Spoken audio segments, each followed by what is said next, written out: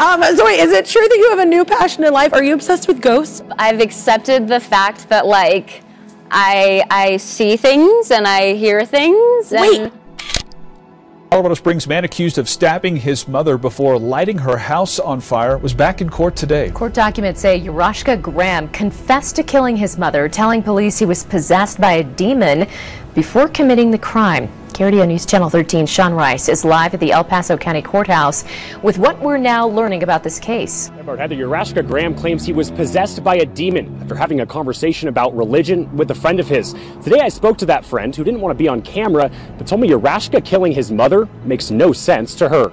Colorado Springs police respond to Cheyenne Road on reports of a house fire and find a dead body. In the 12-page affidavit, investigators detail a jail phone call where Urashka says a friend named Marion Fagan allegedly put a demon inside him. When officers interviewed Fagan, she said she gave Urashka a crystal ball to, quote, help clear himself. I went directly to Fagan to ask her about his comments. He was possessed by a demon after an interaction here at your house. Fagan did not want to be filmed, but spoke to me for 30 minutes on her porch. She said she talked to him about coming to Christ. She said he accepted Christ and left in the early morning hours. Court documents also reveal a confession to a jail guard. Urashka allegedly said, quote, I want to confess to a crime. I know that I killed my mother. When investigators interviewed Urashka, he told them, quote, I was possessed by a demon. Drugs made me do it.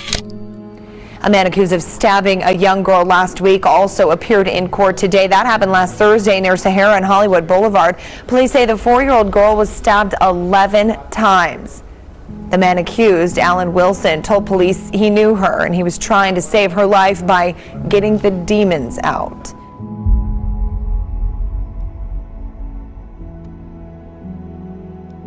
Zoe, is it true that you have a new passion in life? Are you obsessed with ghosts? I hear you are. it's not really a new passion. Okay, we're just finding out. You're just kind of like finding out. Okay. Yeah, I feel like I've accepted the fact that, like, I see things and I hear things. Wait, and do you really? You've had like experiences? Yeah, a lot of them. A lot of them over the years. Like, even as a child growing up, like, I remember being like getting ready for school when I was 8 years old, and there was, like, you know those ducks that, like, is like the duck thing that you pull, it's a toy? Yeah. There was one of those on the dining room table, and I started walking and it just started like going alongside me, and I was like, interesting. And I kind of shut it down for a while because, like, it's scary. Like, the unknown is scary, so you can't.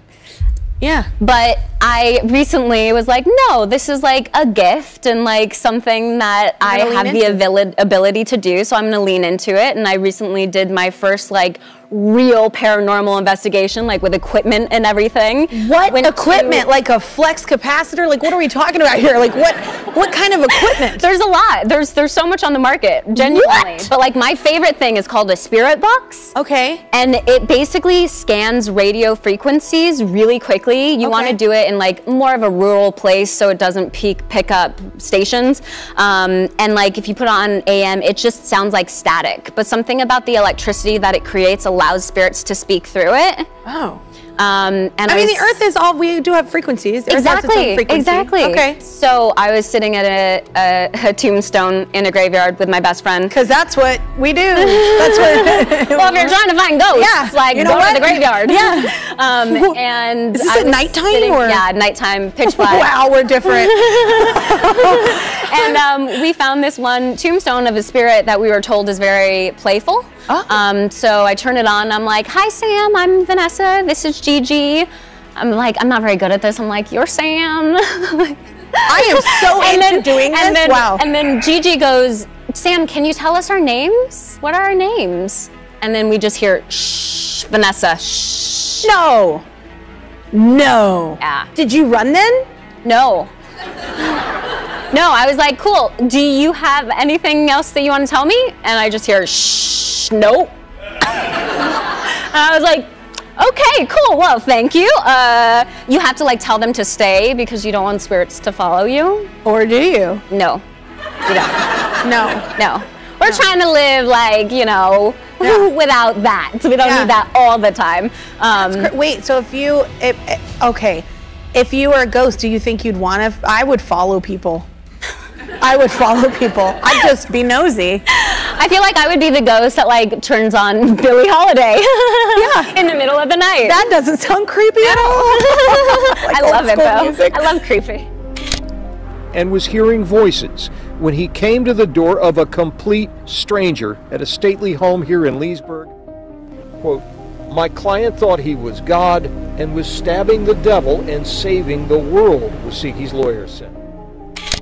What started as a conversation about religion turned into a stabbing spree inside an apartment building in Carrick. Brianna Smith reports the victims say the suspect claimed to be their savior. Police say 33-year-old Rami Jazim stabbed 3 people in one of the apartments. Nizer says they were talking about religion when all of a sudden things turned violent.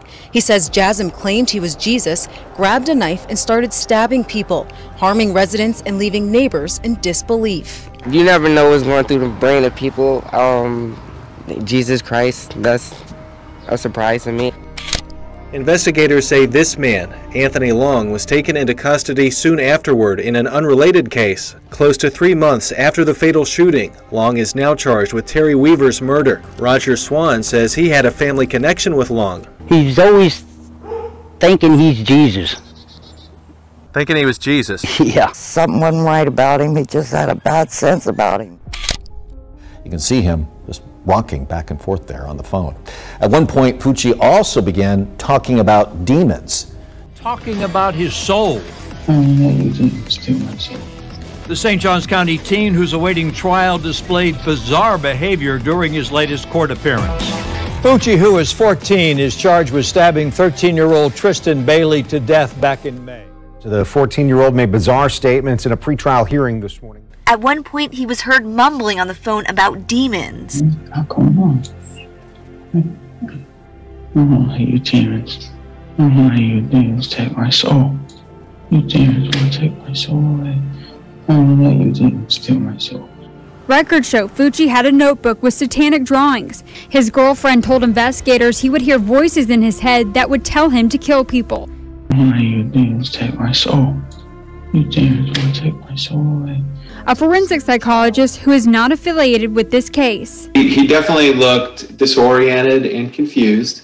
It's hard to know whether he's feigning mental illness or if something's really happening with him. From my perspective, it seemed genuine given that pattern of behavior today, and then what else we know. Well, a man says he threw a child off a third-story balcony in the Southeast Valley because he believed that she was a demon. Police say Sunday, Jarek Willis allegedly threw a 5-year-old girl from a third-story balcony at the Boulder Pines apartments because he believed the child was a demon. The child's mother said she and Jarek believe in African spirituality, and on Saturday he said he believed the girl was full of bad spirits.